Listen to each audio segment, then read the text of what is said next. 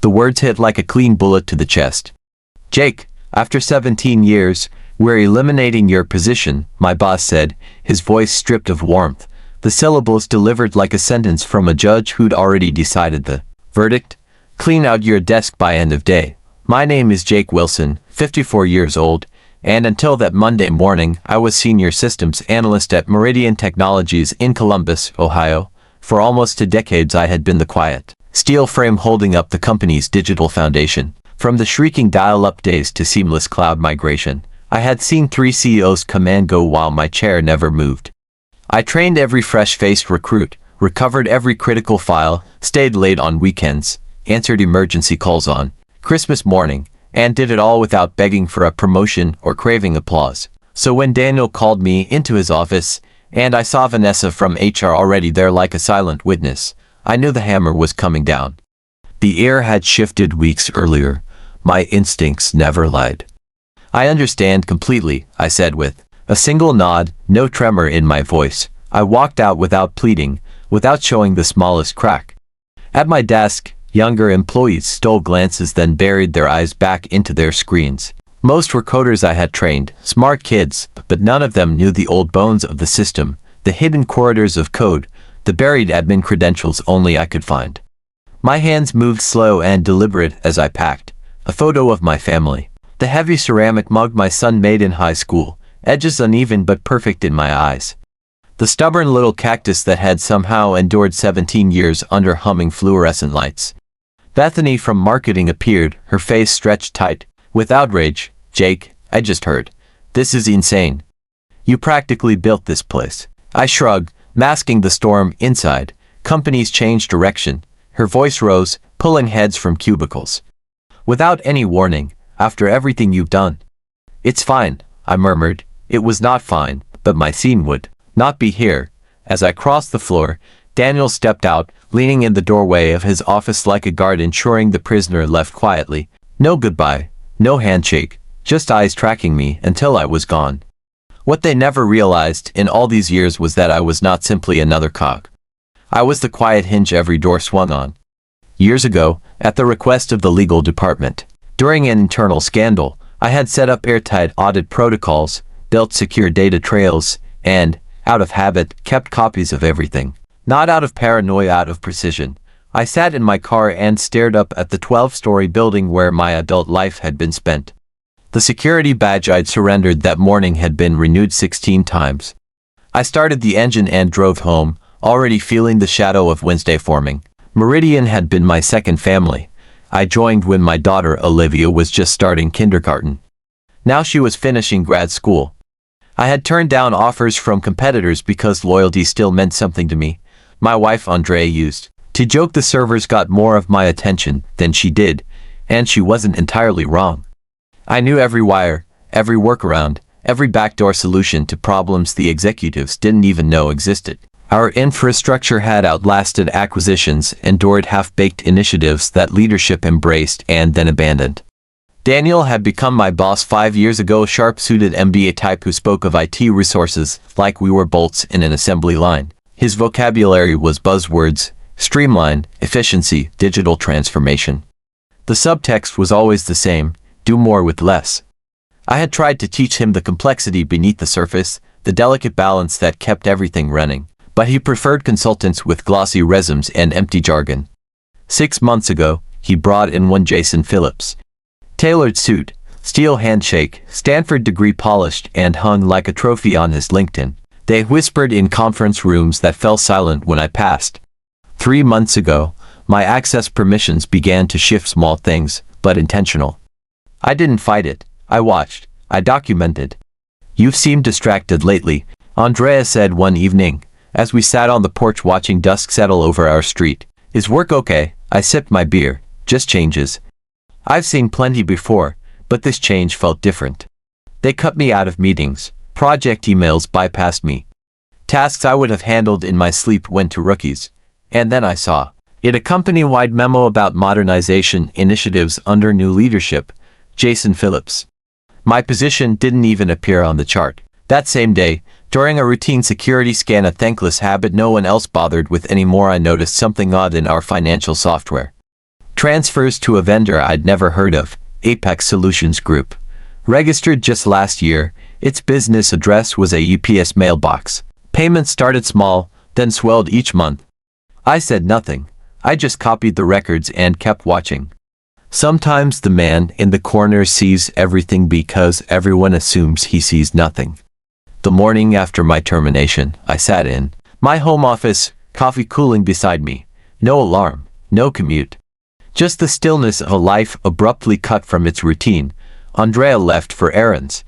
I waited until her car disappeared before unlocking the bottom desk drawer. Inside was a flash drive, one of several approved years ago as part of a security measure the executives had long since forgotten. I plugged it in. Internal emails, confidential meeting notes, financial ledgers, the kind of documents that would never see daylight in an ordinary employee's hands. And there it was, a year and a half of Apex payments totaling nearly $1.8 million. Every approval traceable to our CFO, Brian Wilcox. Cross-referencing dates and amounts revealed a pattern. Each payment aligned with legitimate software license renewals, but the amounts were inflated sometimes by 15%, sometimes by 20%. Subtle enough to avoid attention, big enough to matter. Apex's registered owner, Thomas Wilcox, Brian's brother-in-law. They were bleeding the company through padded invoices. My phone buzzed with a text from Stephen, a junior analyst I had mentored for 2 years. Sorry about yesterday. Philip's already moving into your old office. The pieces clicked. Daniel and Brian wanted me gone before anyone connected these dots. They thought the trail would vanish with me. They thought wrong. I drafted an email to the board, but stopped. Too direct, too easy to dismiss as bitterness from a discarded employee. I needed something cleaner, sharper. Tomorrow was Wednesday board meeting day. Quarterly financials on the agenda. Perfect. Wednesday morning, I parked across from Meridian's glass facade, laptop open on the passenger seat, connected to a covert email account I'd created years ago for penetration testing. At exactly 9:15, I fired the first shot, an email to Daniel about financial irregularities in Apex's invoices. Enough detail to be credible, omitting the family tie. If he was involved, he'd panic. If not, he'd dig. By 9:40-5, my phone lit up Daniel's number. I let it ring. His voicemail was tight. We need to discuss your email immediately. Call me back. I didn't. At 10:30, Vanessa from HR emailed, warning me about violating my separation agreement. I hadn't signed one. Threats, dismissal, isolation, the classic playbook. At noon, I visited my bank and pulled another flash drive from my safe deposit box. Older files, but just as damning. Logs showing Brian had requested expanded access to financial approval systems exactly when Apex's billing began. Back home, missed calls from Daniel, Vanessa, and now Jason Phillips. They were rattled. At 3, my landline rang. Brian Wilcox himself. We should talk, he said smoothly. I think there's been a misunderstanding. Is that what you call it? I asked. He offered private meetings, generous severance, glowing references. I mentioned Apex Solutions Group and his brother-in-law. The inhale on the other end told me everything. 10 minutes later, Vanessa emailed again. My severance doubled if I signed a confidentiality clause. They thought this was about a payoff. They had no idea the clock was already ticking. Wednesday evening, the sun was sinking low when I parked in the shadows of the old municipal library, my laptop balanced on the armrest. I connected to a public Wi-Fi network and opened a secure portal I had built years ago, something I had never needed until now. At 5:30, the Meridian board's closed session would begin on the 12th floor. My plan was simple: give them the truth in a way no one could twist, dismiss, or bury. The packet I had prepared contained everything: every invoice, every email, every timestamp, every login credential showing Brian Wilcox had approved inflated payments to Apex Solutions Group, all neatly tied to Thomas Wilcox. Each file was named with dates, amounts, and internal reference codes, so even a casual glance revealed the pattern. At 5:45, I sent it, not from my name, not even from my home state. The message subject was clean and cold: forensic, audit findings, immediate review. Recipients: the board chair, all 7 directors, and outside counsel. The body of the email was a single line: you will want to see this before approving Q2 financials. I closed the laptop, sat back, and waited. My phone stayed dark until 6:08, when a number I didn't recognize lit the screen. I let it roll to voicemail. 30 seconds later, another call. Then a third. This time I answered. Mr. Wilson, this is Margaret Holbrook, Corporate Counsel for Meridian Technologies. We have received certain materials. We'd like to speak with you immediately. Her tone was measured, but the undercurrent was urgency. I'm sure you would, I said. And I'm sure your board will have questions for Mr. Wilcox before the night is over. She paused. Are you prepared to testify? If necessary. In that case, I would advise. I hung up before she could finish. At 6:30, I drove home, my pulse steady, my mind already 2 steps ahead. Andrea was in the kitchen, chopping onions. You're late, she said, without looking up. I kissed her cheek. Long day. She eyed me curiously, but didn't press. We ate in quiet, the weight of my secret a silent guest at the table. At 8:15, my email pinged an encrypted message from an address ending in double-quotes.gov, the Department of Justice. A polite acknowledgement that my materials had been received through a secure corporate whistleblower channel and that an investigator would be in contact. I felt the faintest release in my chest. The wheels were turning now, and they weren't going to stop. Thursday morning, the local business journal's website broke the first ripple. Meridian Technologies Board announces special audit. The article was thin, just a press release, but it meant my package hadn't been buried. Calls came in from Stephen, from Bethany, even from old colleagues who had left years ago. I ignored most of them. By Friday, the ripple became a wave. Anonymous sources leaked that the CFO had been placed on administrative leave pending investigation. Daniel was not quoted in the story. His name appeared only once, in the context of recent organizational restructuring. That night, Andrea found me on the porch, staring at the streetlights. You did something, she said softly. I did what needed to be done. And if they come after you. I looked at her. They already did. I just came back harder. Over the next week, the investigation widened.